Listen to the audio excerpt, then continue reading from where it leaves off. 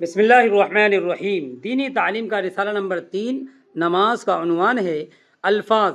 غافل یہ لفظ ہے جس کا معنی ہے لاپرواہ، بے خبر۔ قضا جس کا معنی ہوتا ہے پورا کرنا۔ آگے یہ مضمون ہے جس کو نظم کی شکل میں پیش کیا گیا ہے اور یہ نماز کی رغبت دلا رہا ہے۔ آؤ لڑکو چلو نماز پڑھو، اس میں سستی نہ ہو، نماز پڑھو، یہ گناہوں سے تم کو روکے گی، صاف ستھرے رہو، نماز پڑھو۔ ہیں مسلمان سب جمع مسجد میں، تم بھی سب چلو نماز پڑھو۔ ہے خدا تم پر مہرباں ہر دم، تم بھی اے غافلو نماز پڑھو۔ بھول کر بھی قضا نہ ہونے دو، بھول کر بھی قضا نہ ہونے دو، وقت جب اس کا ہو نماز پڑھو۔ قرآن کی آیت میں اسی بات کی طرف اشارہ ہے، ان الصلاۃ کانت علی المؤمنین کتابا موقوتا، کہ بے شک نماز وقت مقررہ پہ فرض ہے۔ آگے سبق کا خلاصہ دیکھیں، کیا ہے سبق کا پیغام؟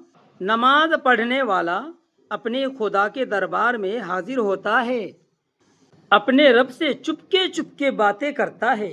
ہمارے حضرت صلی اللہ علیہ وسلم نے فرمایا نماز دین کا ستون ہے، الصلاۃ عماد الدین۔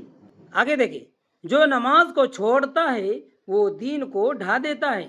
اب آگے دیکھیں نماز میں کیا پڑھا جاتا ہے۔ نماز میں اللہ کا نام لیا جاتا ہے، اس کا شکر ادا کیا جاتا ہے، اپنی عاجزی یعنی ہیومینٹی، کمزوری، بے بسی بیان کی جاتی ہے، اور اللہ تعالیٰ کی بڑائی، پاکی اور بلندی کا اقرار کیا جاتا ہے، اس سے مدد مانگی جاتی ہے۔ نماز میں شروع سے آخر تک جو کچھ پڑھا جاتا ہے اس کے نام اور الفاظ یہ ہیں۔ تکبیر یعنی اللہ اکبر کہنا، اللہ اکبر یعنی اللہ سب سے بڑا ہے۔ کل کا پیغام انشاءاللہ کل آپ کے سامنے رکھیں گے۔ جزاکم اللہ خیر۔ السلام علیکم ورحمۃ اللہ۔